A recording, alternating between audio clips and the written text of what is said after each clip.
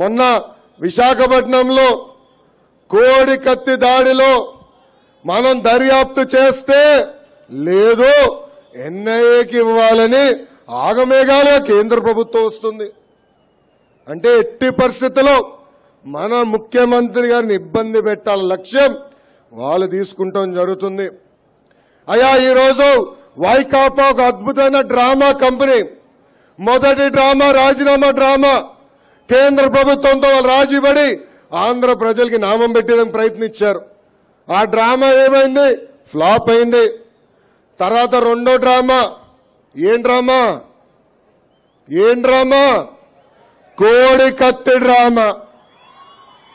Script ఏమో ఢిల్లీలో, action ఏమో విశాఖపట్నం ఎయిర్పోర్ట్ లో, గుచ్చిందేమో వైకాపా కార్యకర్త.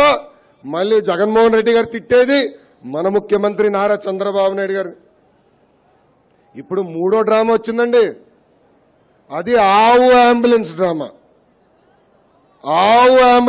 అండి. మన విజయనగరం జిల్లాలో ఒక సభని ప్రసంగిస్తూ జగన్మోహన్ రెడ్డి గారు ఒక మాట అన్నారు. 108కి ఫోన్ చేస్తే అంబులెన్స్ రావట్లేదని. అప్పుడే కుయ్ కుయ్ కుయ్ అని అంబులెన్స్ వచ్చింది. ఆయన అది చూసి డ్రైవర్ని అడుగుతున్నారు, చంద్రబాబు నాయుడు పంపించారా నిన్ను, ఎందుకు వచ్చావు నా సభకని. తర్వాత రికార్డులు తిరిగి చేస్తే అక్కడ ఒక వైకాపా కార్యకర్త అదే సభకు వస్తూ యాక్సిడెంట్ అవుతే ఆ వ్యక్తిని హాస్పిటల్ తీసుకెళ్తుంది అంబులెన్స్. అయ్యో పోన్లే పాప ఆవేదనలో ఉన్నాడని పంచిపోయాం. తర్వాత ఒక ఆవు వచ్చిందండి ఇంకో సభకి.